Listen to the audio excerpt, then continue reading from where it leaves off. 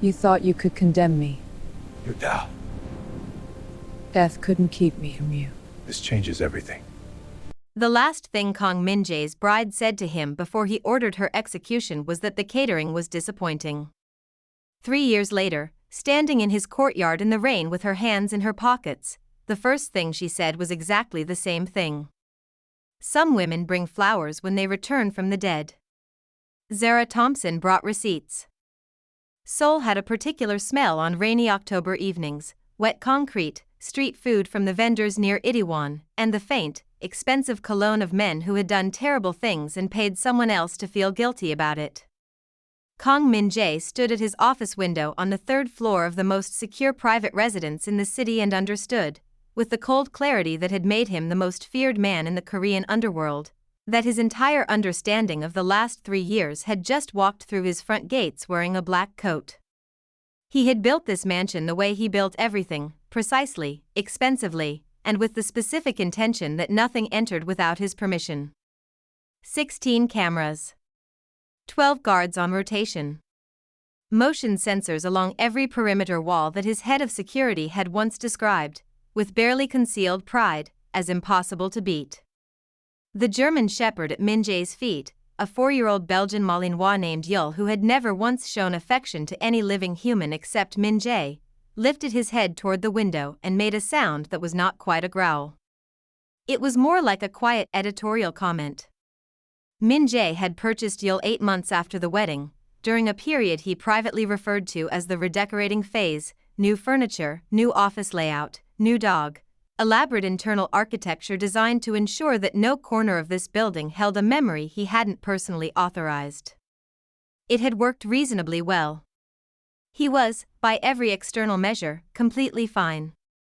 He watched the woman in the courtyard stand perfectly still while 12 armed men pointed weapons at her and decided, collectively, to do absolutely nothing about it. Min-jae descended the stairs at a pace that suggested he was not rushing. This was technically true in the same way that a controlled demolition technically falls down naturally. The doors opened. The rain was light but persistent, the kind that doesn't bother announcing itself dramatically. It simply arrives and refuses to leave, like certain memories. Zara stood 10 meters from the entrance, her face composed, her coat darkening at the shoulders from the wet. She was looking directly at him with the specific expression of a woman who had rehearsed this moment for 3 years and was now mildly annoyed that reality had the nerve to be slightly different from the rehearsal. She was alive. This was, objectively, a problem. It was also, and Min-jae would spend considerable time later being deeply irritated by this, something that felt, underneath the shock and the tactical alarm and the immediate question of how she had bypassed his entire security apparatus, like an exhale. He stopped 5 meters away. Behind him, he was aware of Park Sung-ho positioning himself to the left, his most senior lieutenant, 3-year veteran of the post-wedding silence, a man who had stood in this very courtyard on the night everything collapsed and helped construct the story that followed. Min-jae did not look at Sung-ho. He looked at Zara. "You walked through my gate," he said. It was not a question. It was the opening statement of a man trying to locate the boundaries of a situation that had no visible edges. "Your guards assumed I was expected," she replied. "People tend to assume things around me when I need them to. It's a skill. I learned it somewhere." The somewhere landed between them with the quiet weight of everything neither of them had said for 3 years. Min-jae studied her face, the sharpness in it now, the way she held herself differently, like someone who had spent years carrying something heavy and had stopped apologizing for the posture it required. She was 31 now. The woman who had once slid a report across his desk and asked him whether he wanted names or solutions looked like she had since found several additional answers nobody had asked her for. "You sent the letters," he said. "I kept you alive 6 times, she replied. "You're welcome." Sung-ho moved behind him, a small adjustment of weight, barely audible, the kind of micro-shift that Min-jae's body registered before his conscious mind did. He had built his empire on reading exactly these small movements, the invisible grammar of people trying to decide what to do next. He raised one hand without turning around. Sung-ho stopped. The rain continued its indifferent work. Yul had followed Min-jae to the doorway and was now sitting at the threshold, dividing his attention between the woman in the courtyard and the man behind them with the focused neutrality of a creature who understood more than he let on. "Come inside," Min-jae said. Zara tilted her head slightly. "Is that an invitation or an order?" "In this house," he said, "they're the same thing." She walked toward him, unhurried, composed, absolutely unafraid, and as she passed through the doorway into light, Min-jae caught the edge of something she was carrying inside her coat. Not a weapon. A folder. Thick, rubber-banded, the kind of document collection that people assemble when they intend to dismantle something completely. She had not come back for conversation. She had come back to finish something. What he didn't know yet, what none of them knew yet, was that the person who had destroyed their marriage, who had manufactured every piece of evidence that turned love into a verdict, was currently standing in this same building. Had been standing in this building, in fact, for 3 years. Smiling. Attending dinners. Offering counsel. Waiting. The real enemy had never been outside the gates. It had been holding a key. Drop a comment below. Do you think Zara should have come back, or walked away forever? And if you believe that betrayal from someone you trusted deserves to be exposed no matter the cost, hit like and subscribe. Only people who secretly agree with Park Sung-ho won't. The mansion's interior was exactly as Zara remembered it, which was either a testament to Min-jae's consistency or evidence that he was the kind of man who confused unchanging with unbothered. Same dark wood paneling. Same precise arrangement of furniture that suggested a decorator had been given unlimited budget and the single instruction, make it look like feelings are not permitted here. Same hallway that stretched toward the main study like an exhale held too long. What was different was the dog.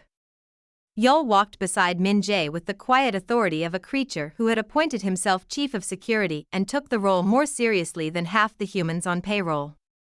He glanced at Zara once, a long, assessing look that communicated both "I know exactly what you are" and "I'm reserving judgment," then returned his attention forward.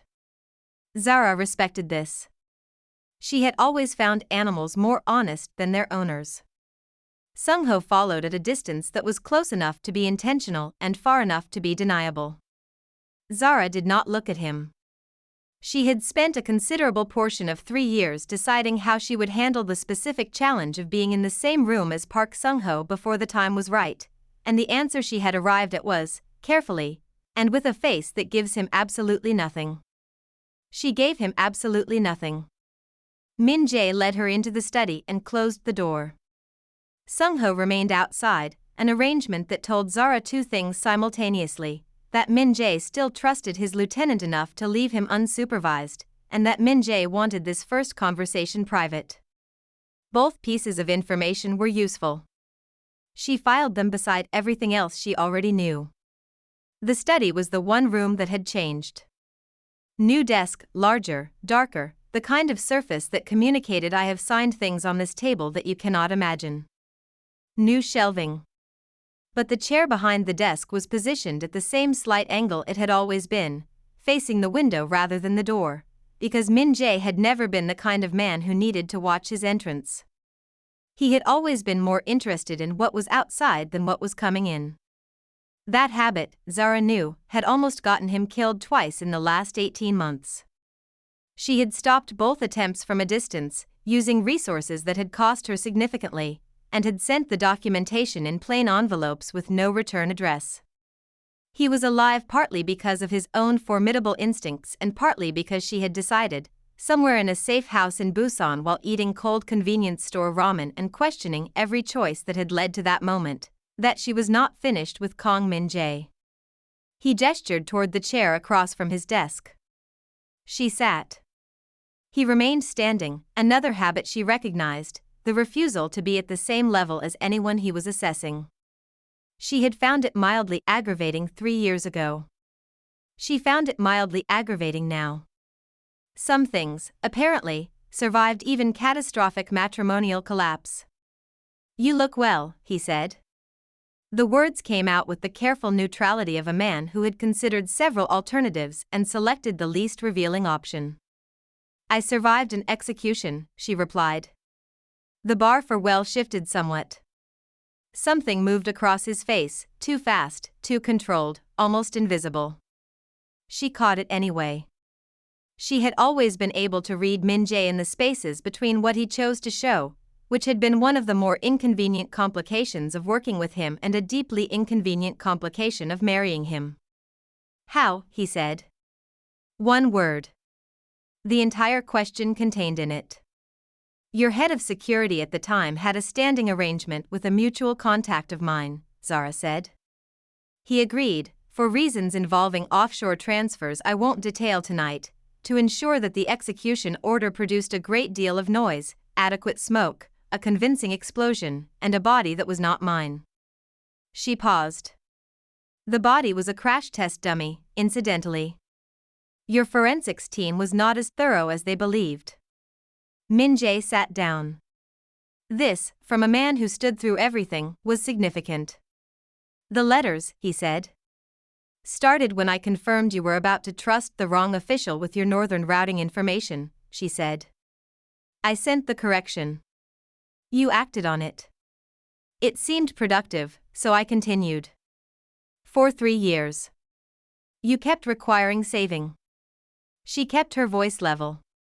It became a schedule. He studied her across the desk with the focused attention that had once made her feel, inexplicably and inconveniently, like the only person in any given room. She reminded herself firmly that this man had ordered her death on their wedding day. She reminded herself of the safe house in Busan. The cold ramen. The 3 years of living under 4 different names in 5 different cities while assembling a case file thick enough to restructure everything he thought he knew about his empire. She placed the folder on his desk. He did not reach for it immediately, which surprised her. Instead, he looked at her. Why come back now, he asked. If you had what you needed to protect yourself from outside, why return? It was, she admitted privately, the correct question. She had expected him to open the file. She had prepared for him to open the file, had ordered the contents specifically so that the first page would answer everything before he could ask. She had not prepared for him to look at her instead. Because what's coming, she said, cannot be managed from outside. What's coming? The person who built the case against me has spent 3 years preparing a second move, she said. Not against me. Against you. Against everything you've built. She paused and held his gaze with the steadiness of someone who had practiced this exact moment in her head approximately 400 times and was now discovering that reality had considerably more atmosphere than rehearsal. They're inside your organization. They've been inside it the entire time. And in approximately 11 days, they intend to deliver your entire network, routes, accounts, names, every protected official, to the CO faction in exchange for guaranteed control of what remains. Silence. Outside the door, somewhere in the hallway, Yul made the low, editorial sound again. Min-jae looked at the folder. Then he looked at Zara. Who, he said. She had waited 3 years to answer that question.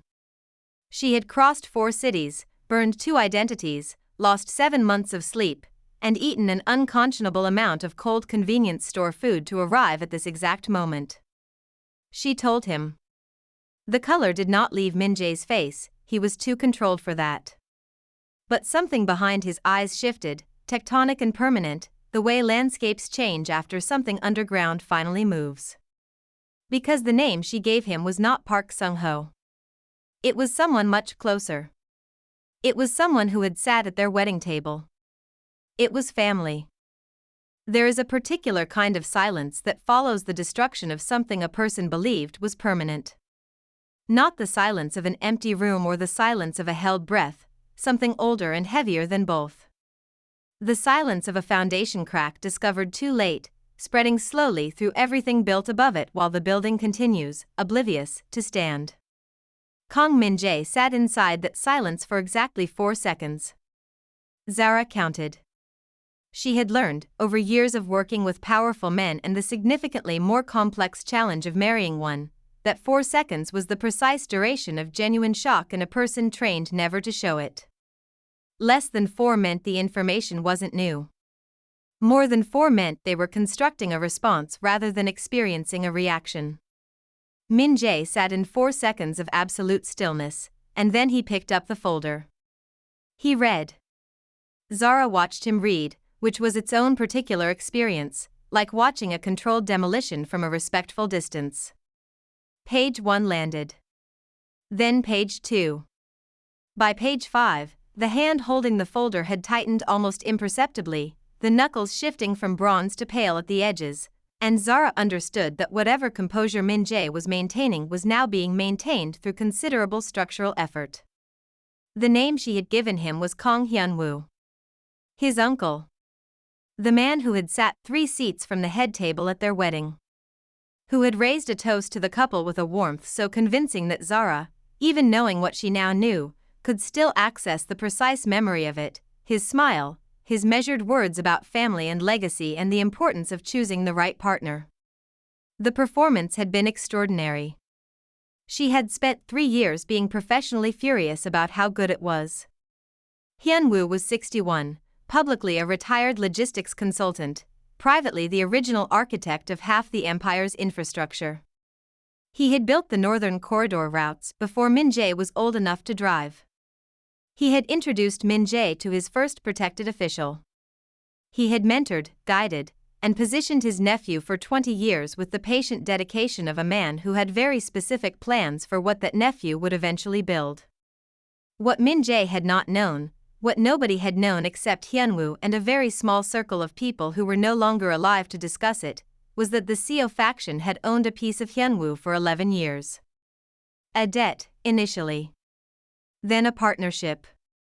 Then something that had long since graduated from arrangement to allegiance. When Min-jae married Zara, Hyun-woo had seen immediately what Min-jae was too close to see, that she would find it eventually. Not deliberately.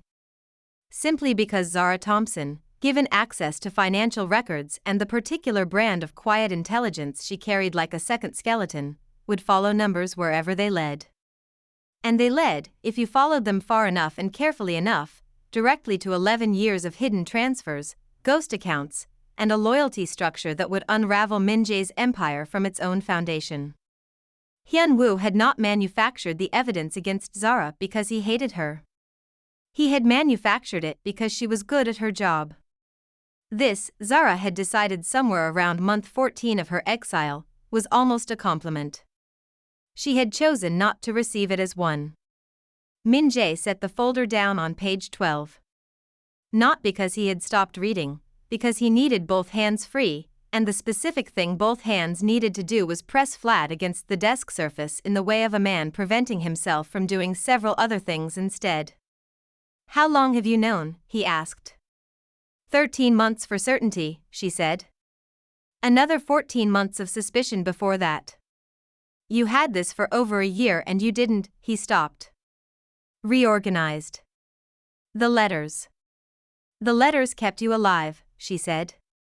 Sending you Hyun-woo's name in an unsigned envelope before I had complete documentation would have resulted in one of 2 outcomes. Either you dismissed it as manipulation from an enemy, which was the more likely scenario given that you believed I was dead and enemies frequently use the dead as ventriloquist puppets. Or you confronted him directly, which would have warned him, accelerated his timeline, and eliminated the evidence before I could secure independent copies. She paused. I needed everything in place before I walked through that gate. Min-jae was quiet for a moment. Outside, the rain had intensified, Seoul doing what Seoul did in October, committing fully to the atmospheric implications of whatever was happening inside its buildings. You protected my operation, he said slowly, while simultaneously building a case against the man I trusted most, from cities I didn't know you were in, under names I didn't know you were using. He said it the way one reads an invoice for something staggeringly expensive, not with refusal, but with the measured acknowledgement of a cost that was always going to arrive. Yes, Zara said. While he stopped again. While you believed you had executed me at our wedding reception, she supplied helpfully. Yes. That part was also happening simultaneously. The silence between them carried significant weight. It was the weight of 3 years, of cold ramen, of 400 rehearsed conversations, of 6 saved lives and 1 ordered death, of 2 people who had briefly tested the architecture of trust and discovered that someone else had already placed explosives in the foundation. I want to be angry at you, Min-jae said. The admission appeared to cost him something. You're allowed, she said. I've had 3 years to prepare a comprehensive response. For what? For whichever emotion you land on.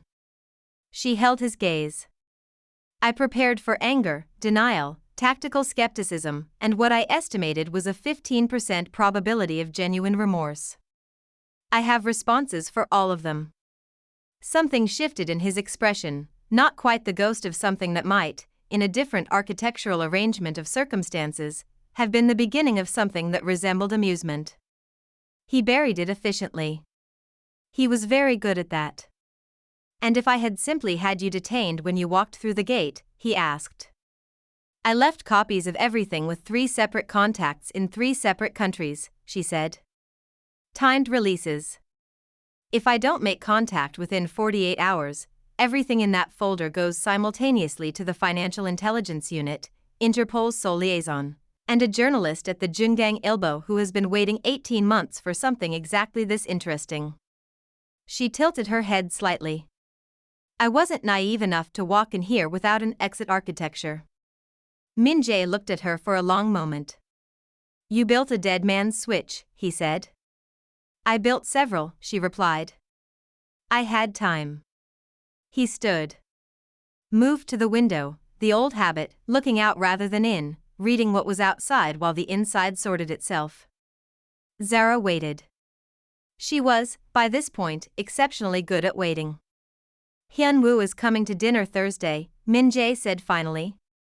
His voice had flattened into the register she recognized as operational, the voice he used when sentiment had been filed and logistics had taken the floor. He comes every second week. Has for 20 years. I know, Zara said. I've tracked his schedule for 8 months. Then you know he'll have people watching this house from outside before he arrives. 3 vehicles, she said. 2 static, 1 mobile. The mobile changes routes but uses the same 3-block rotation. Your eastern camera cluster has a 14-second blind spot at rotation point 2. She paused. I used it tonight, incidentally. Min-jae turned from the window. He looked at her with an expression that had several components and no clean name for the combination, the complicated arithmetic of a man recalculating everything he thought he understood about a person he had catastrophically misjudged. You came back, he said. Not a question this time. Something else entirely. The job wasn't finished, she said. It was the safest answer. It was also, like most safe answers, only partially true.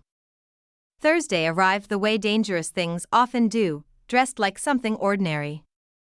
The kitchen staff prepared the usual dinner.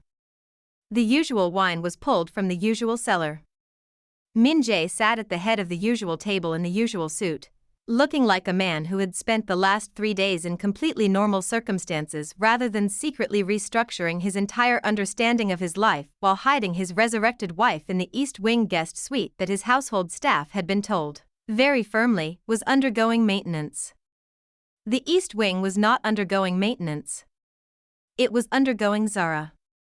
She had spent 72 hours in that suite doing things that Min-jae had quietly observed through the internal camera feed with the expression of a man watching someone perform surgery on something he valued, deeply invested, mildly terrified, professionally unable to look away.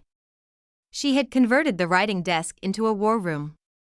Documents covered every surface in an arrangement that appeared chaotic until you looked long enough to understand it was the opposite. A spatial logic so precise it functioned like a 3-dimensional argument, each piece positioned relative to every other piece, building toward a conclusion visible only from the center.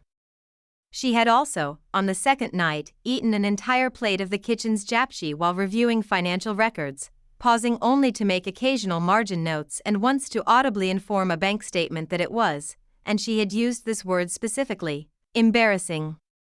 Min-jae had turned off the camera feed at that point because he was a man of discipline and watching it was becoming a problem. Kang Hyun-woo arrived at 7:15. He was a compact man, silver-haired and unhurried, with the particular elegance of someone who had spent decades deciding that the most powerful statement a person could make was to never appear rushed. He wore a charcoal suit that cost more than most people's monthly salaries and carried himself with the comfortable authority of a man who believed himself to be the smartest person in every room he entered. For most of his life, he had been correct. He embraced Min-jae in the entrance hall with genuine warmth, or what Zara, watching through the cracked door of the adjacent corridor where she was absolutely not supposed to be standing, recognized as a performance of genuine warmth so thoroughly rehearsed it had become indistinguishable from the real thing. This was the most dangerous kind of lie. The kind that had forgotten it was one. Sung-ho greeted Hyun-woo with the deference of a man acknowledging a superior, which was, Zara now understood, precisely accurate. Sung-ho had not acted independently 3 years ago. He had been an instrument. A well-compensated, well-positioned instrument who had delivered the evidence package on Hyun-woo's instruction and spent 3 years hoping the instrument's origin would never be traced. She watched Sung-ho's face as Hyun-woo passed him in the corridor.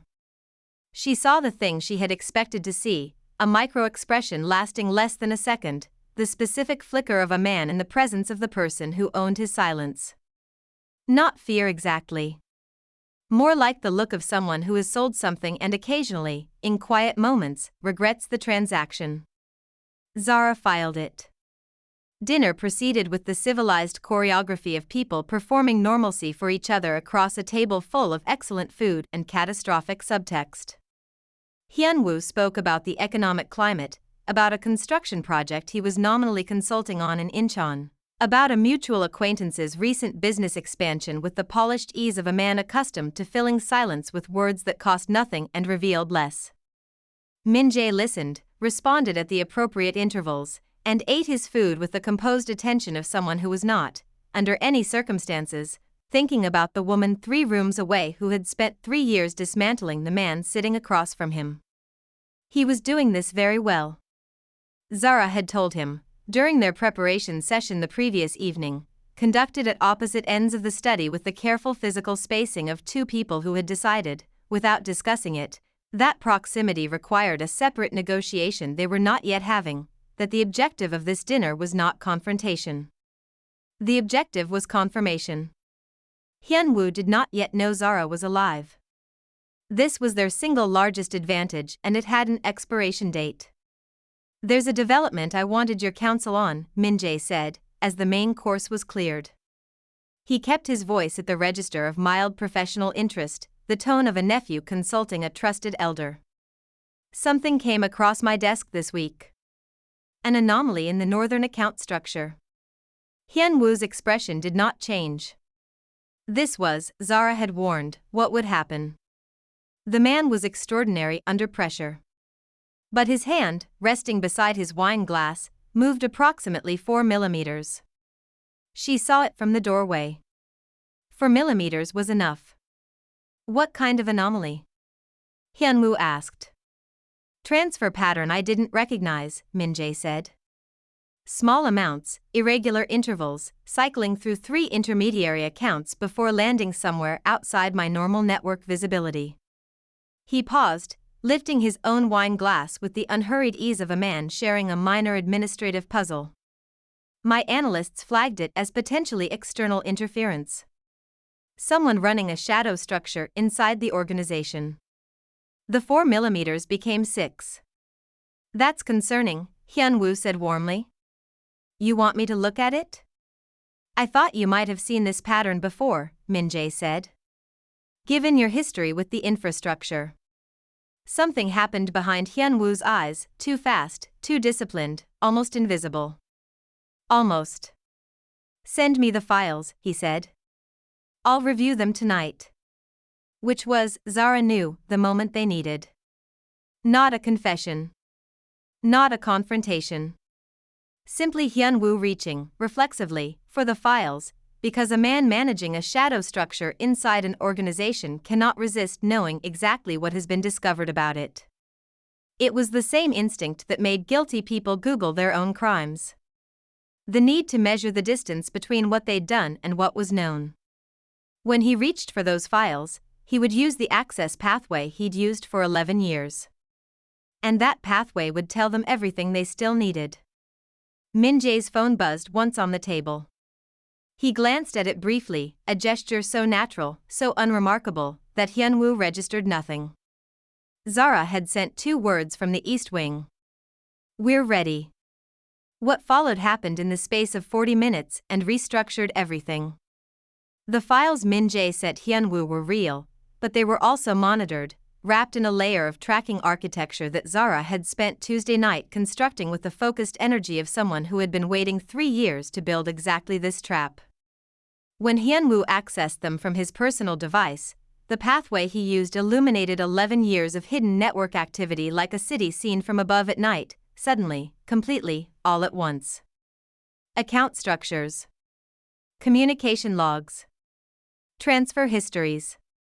The full 11-year record of a man running a parallel allegiance inside his nephew's empire, methodically preparing to hand it over like a gift to the people who had owned him since before the empire even existed.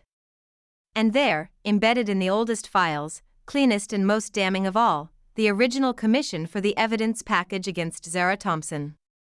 Dated 4 days before the wedding. Authorized in Hyun-woo's own encrypted signature. Zara walked into the dining room at exactly the moment the data finished compiling. She had considered her entrance carefully. She wore the same black coat.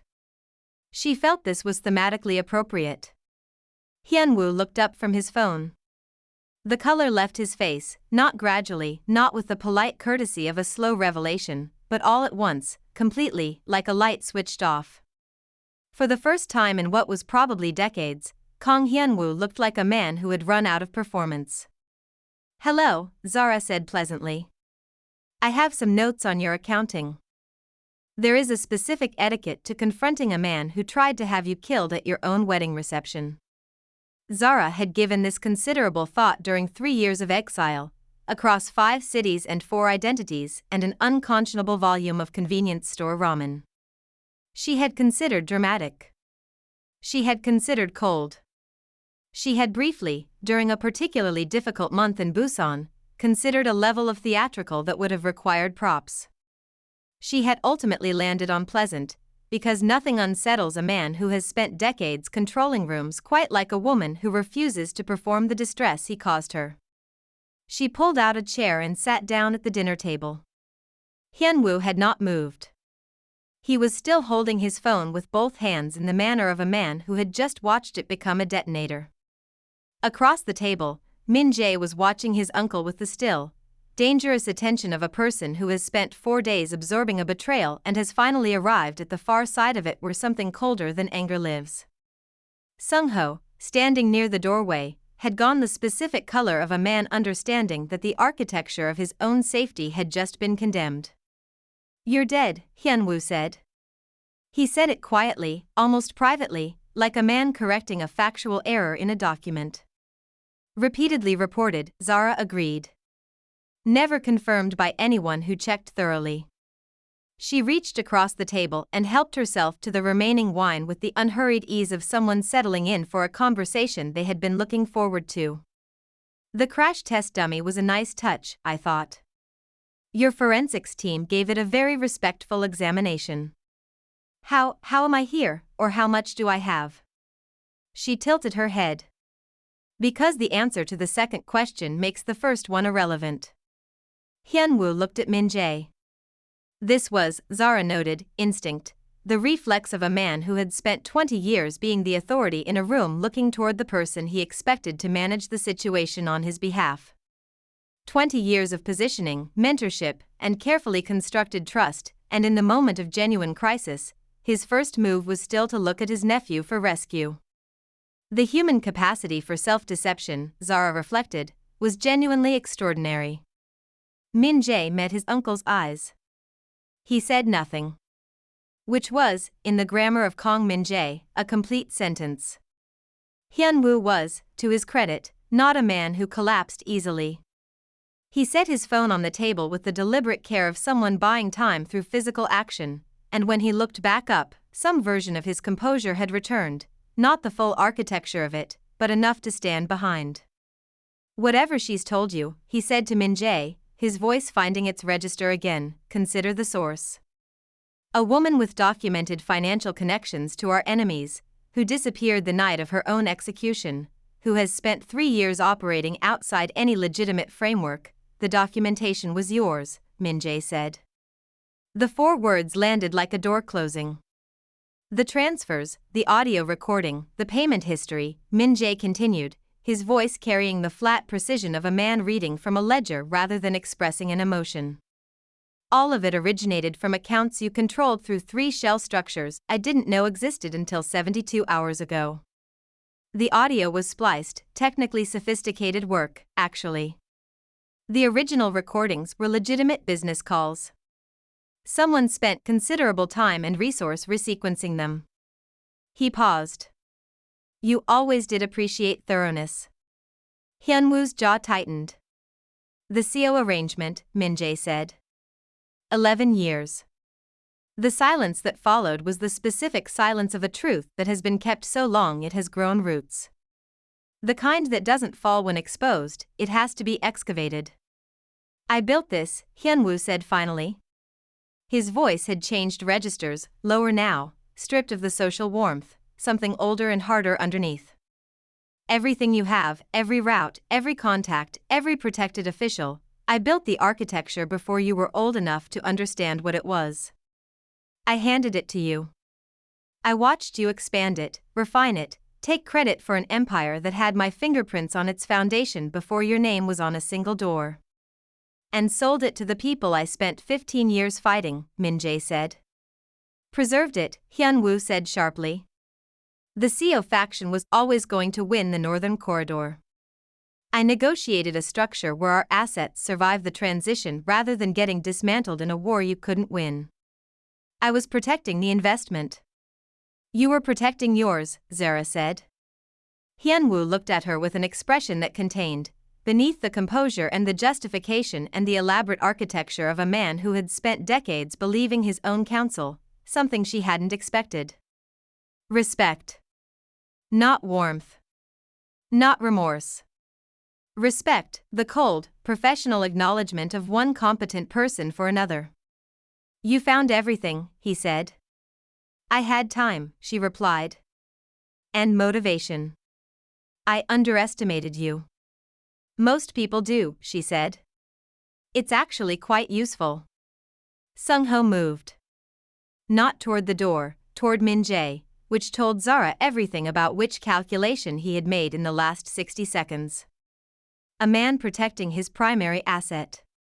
A man who had been Hyun-woo's instrument but had survived 3 years inside Min-jae's organization and understood, with the practical clarity of someone whose loyalty was always ultimately to his own continued breathing, that the ground had shifted irrevocably. Min-jae turned before Sung-ho reached him. What followed was brief and not particularly elegant. Min-jae had not built his reputation on elegance, he had built it on efficiency. And the same applied to the 8 seconds of physical confrontation that ended with Sung-ho against the wall and Min-jae's forearm across his throat with the calm, professional pressure of someone making a point rather than a scene. "Not tonight," Min-jae said quietly. Sung-ho went still.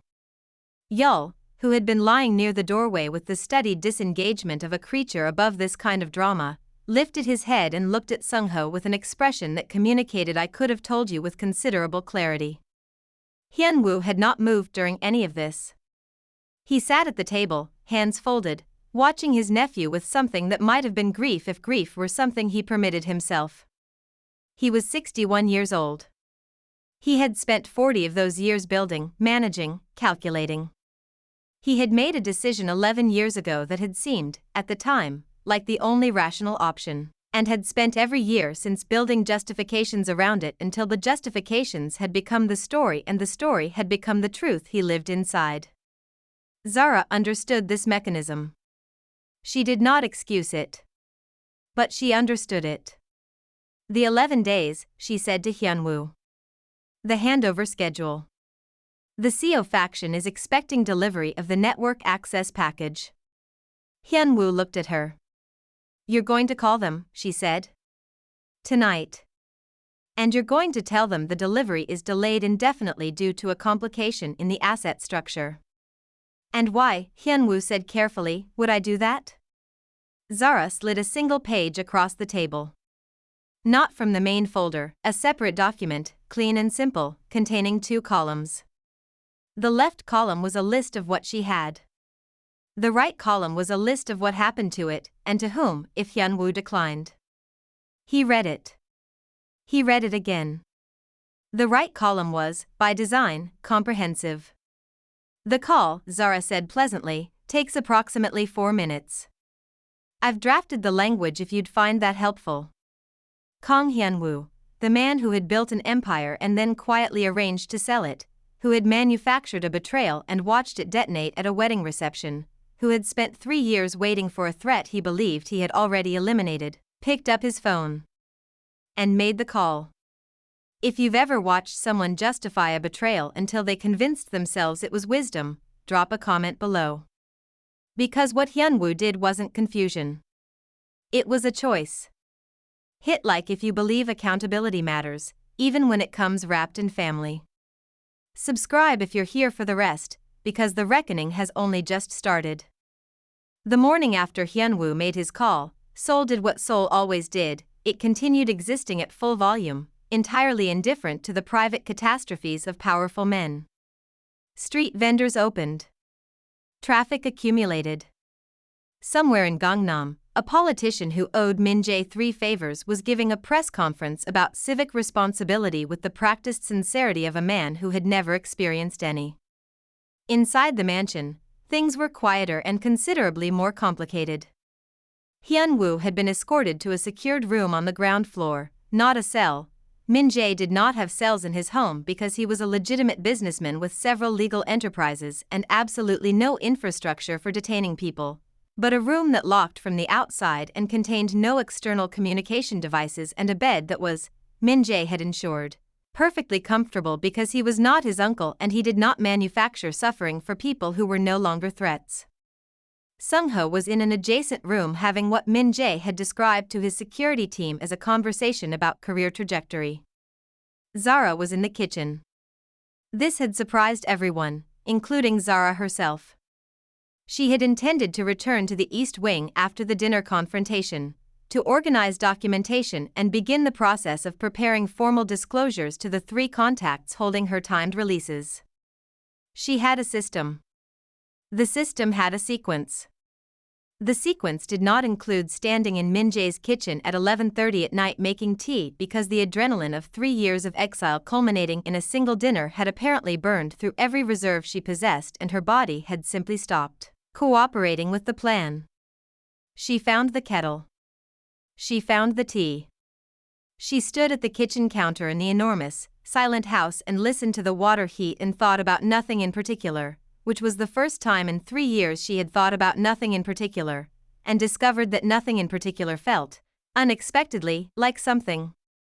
Min-jae found her there 20 minutes later.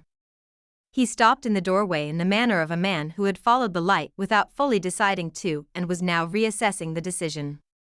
He was still in his dinner shirt, jacket gone, the first 2 buttons open, which was, for Min-jae, the sartorial equivalent of complete emotional dishevelment. There's tea, Zara said, without turning around. A pause. Then the sound of him crossing the kitchen. He stood beside her at the counter, not close enough to require acknowledgement, not far enough to be deliberate, the careful middle distance of 2 people navigating a space that had no established rules. She poured a second cup. He accepted it without comment. They stood in the large, expensive kitchen of the most feared criminal in Seoul, drinking tea at midnight, and the profound absurdity of it sat between them like a third presence. Sung-ho talked, Min-jae said finally. I assumed he would, Zara said. He's not built for sustained uncertainty. He was always going to choose whoever represented the most stable future. He confirmed everything in your documentation. Min-jae turned his cup slowly in his hands. The commission. The timeline. The audio construction. Hyun-woo used a production contact through a Macau entertainment company. The splicing took 6 weeks. He paused. 6 weeks of preparation to manufacture a case against my wife. The word wife entered the kitchen and declined to leave. Neither of them addressed it directly. They both heard it. He was thorough, Zara said. He was terrified, Min-jae said.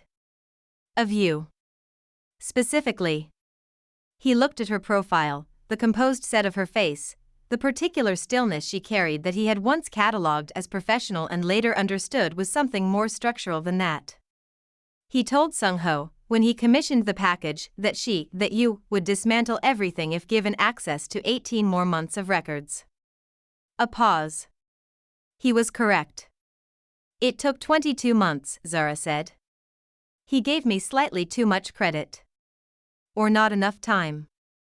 She turned to look at him then. They were closer than the counter-arrangement had suggested. The kitchen had performed some spatial deception in the last few minutes, the way rooms do when the people inside them stop measuring. Min-jae's expression was doing the complicated thing it did when he had processed everything analytically and arrived at a place where analysis had run out and something less structured was required. I owe you, he began. Don't, she said. Not sharply. Simply directly, the way she said most things. Zara.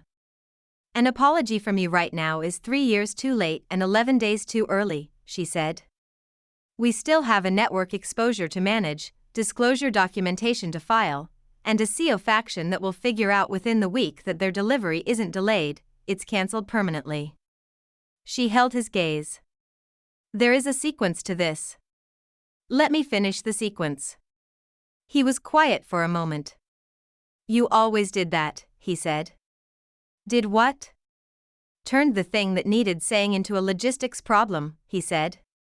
When you didn't want to deal with the saying. The accuracy of this observation was, Zara felt, deeply unwelcome.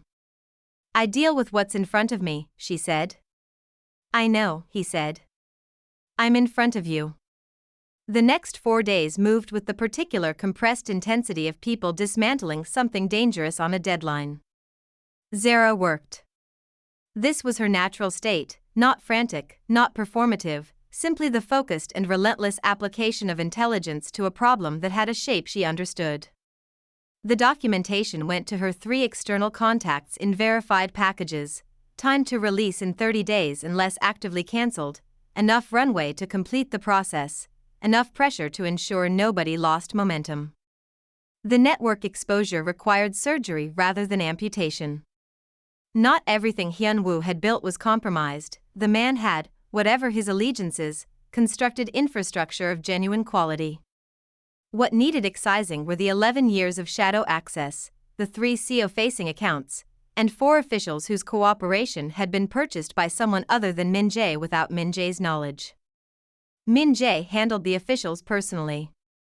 Zara did not ask for details. He did not offer them. This was one of the functional understandings of their original partnership. There were categories of the Empire's operation that lived on his side of the desk and stayed there, and Zara had always been precise about which side of that desk she occupied. What was different now was that the desk itself had changed.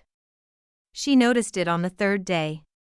He had moved her working documents from the East Wing guest suite, without asking, without announcing, simply moved them, to a second desk he had installed in the study. Not across from his, not subordinate to his. Adjacent. Angled slightly toward the window, the way she had always positioned herself when she needed to think. She stood in the doorway of the study and looked at the desk. Then she looked at him. He was reading something and did not look up. The angle is slightly off, she said. Adjust it, he said. She adjusted it. She sat down. They worked in silence for 3 hours, and the silence had a different quality than every other silence in the last 3 years, not the silence of absence or the silence of erasure but the silence of 2 people in the same room who have decided, without the ceremony of discussing it, to be in the same room. On the fourth day, Zara made the calls that mattered. The first was to her primary contact at the Financial Intelligence Unit, a woman she had cultivated carefully during her second year of exile, feeding her enough verified intelligence to establish credibility without exposing her own location. The conversation was professional, detailed, and resulted in an agreement that would, in approximately 60 days, produce the kind of regulatory examination of the CO faction's financial structure that the CO faction would not survive intact. The second call was to the journalist at the Jungang Ilbo. Not to release. To hold. 60 days. With the understanding that if the regulatory process completed as agreed, the story would be significantly larger than an anonymous tip, it would be a documented, sourced, comprehensive account of 11 years of organized infiltration, with named parties and verified evidence. The journalist agreed with the enthusiasm of a person who had been waiting 18 months for exactly this. The third call was the one nobody expected. It was to Kang Hyun-woo, in his comfortable ground floor room, on Min-jae's internal line. She told him that two options existed. The first involved the regulatory disclosure and the journalist and the full weight of documented evidence reaching every relevant authority simultaneously, which would be thorough, public, and permanent. The second involved Hyun-woo providing a complete voluntary accounting of every CO-connected transaction, every compromised official, and every detail of the handover plan. In exchange, 60 days later, Seoul was still Seoul, loud, layered, and completely unbothered by the quiet structural earthquake that had rearranged the criminal underworld's tectonic plates without producing a single visible crack on the surface. This was the nature of genuine power shifts. The dramatic ones, the visible ones, the ones with gunfire and courtyard confrontations, those were theater.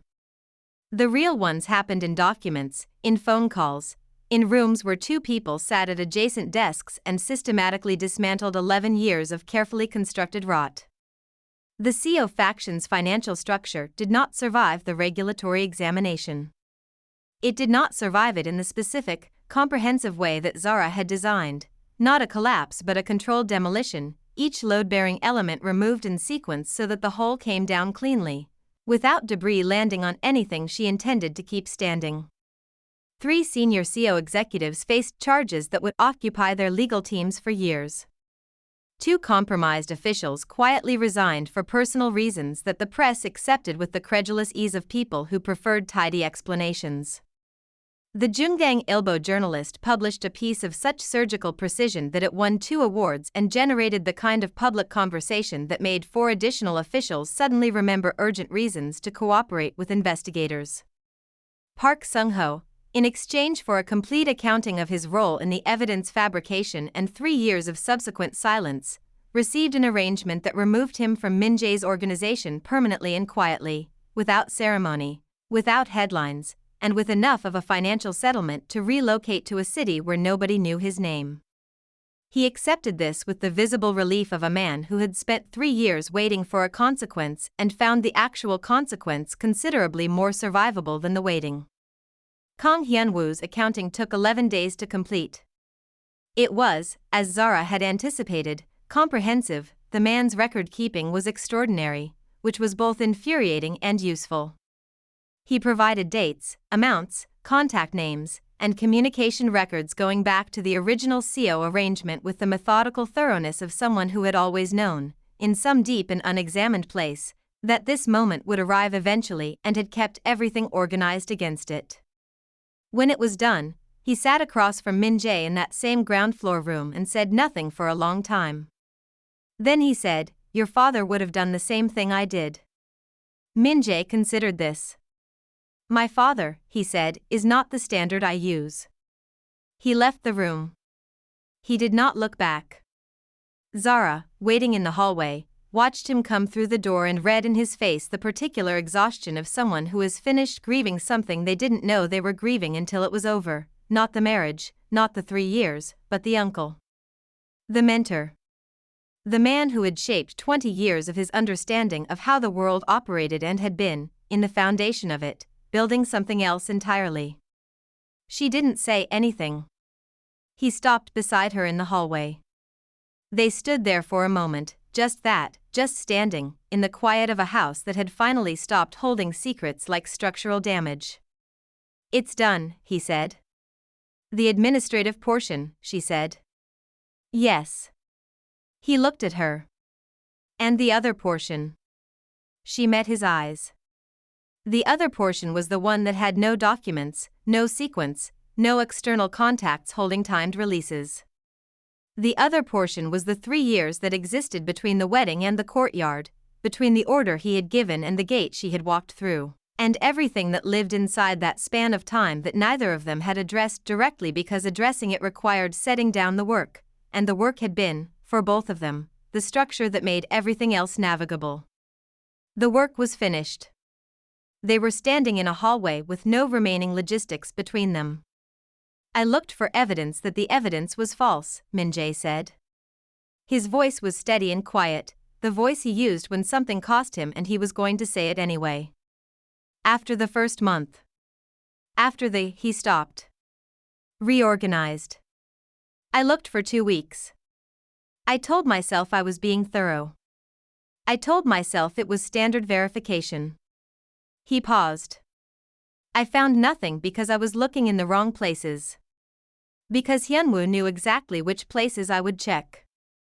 "I know," Zara said. "That is not," he said carefully, "an absolution. I know that too." "I ordered," he stopped again. This was, she understood, the sentence he had been carrying for 60 days and possibly longer, the sentence that had no clean ending because there was no clean ending to it, only the weight of what it contained and the decision of what to do with that weight. "You ordered it," she said, completing it for him. "And then you buried my name and redecorated your office and acquired a dog. Yul is an excellent dog. Yul is a deeply judgmental dog who liked me within 40 minutes of my arrival," she said. "Which should tell you something about his character assessment capabilities." Something happened in Min-jae's expression, the careful architecture of it shifting, the control releasing in increments the way a fist opens when the thing it was gripping has been set down. It was not quite a smile. It was the thing that existed in the territory before a smile, in the landscape of a person who had spent so long not doing something that the muscle memory required relearning. "I don't know," he said, "how to ask for what I'm trying to ask for." "You're asking whether what we were before is recoverable," Zara said. He looked at her. "Is it?" She was quiet for a moment. "Not the performance of consideration, actual consideration, the kind that visits the real places rather than the prepared ones. The safe house in Busan. The cold ramen. The 400 rehearsed conversations and the one she was having instead, which was nothing like any of them because she had rehearsed for every version of this man except the honest one. What we were before," she said, was built on a foundation that someone else had already compromised. The architecture was ours. The ground under it wasn't. She held his gaze. "I'm not interested in rebuilding on the same ground." "A beat. Different ground," he said. "Different ground," she agreed. "Different foundation. Built by people who have seen each other at the absolute worst possible juncture and survived it with the documentation to prove it. That is," he said, "the least romantic formulation of reconciliation I have ever heard." "I'm a financial consultant," she said. "Romance is a bonus line item." The thing that wasn't quite a smile became, briefly and completely, a smile. It looked unfamiliar on him, like a room with the lights on that had been dark so long the furniture seemed surprised. It looked, underneath the unfamiliarity, like something that had been there before and had simply been waiting for conditions to permit it. Yul appeared from the study doorway, assessed the hallway situation with his customary thoroughness, and walked directly to Zara. He sat beside her with the settled authority of a creature announcing a decision. Min-jae looked at his dog. "Traitor," he said. Yul did not appear troubled by this characterization. The desk in the study remained. Zara did not move back to the east wing. This happened without a formal announcement, without a negotiated agreement, without documentation of any kind, which was, she privately noted, perhaps the most significant departure from her established operational methodology, And also the first decision in 3 years that she had made without calculating the exit architecture first. She stayed. Not because the empire needed her, though it did. Not because the work was unfinished, though there were always refinements. She stayed because the hallway conversation had landed somewhere true, and true things, in her experience, were worth the risk of their weight. Min-jae did not ask her to stay. He moved her teacup from the kitchen to the study. He adjusted the angle of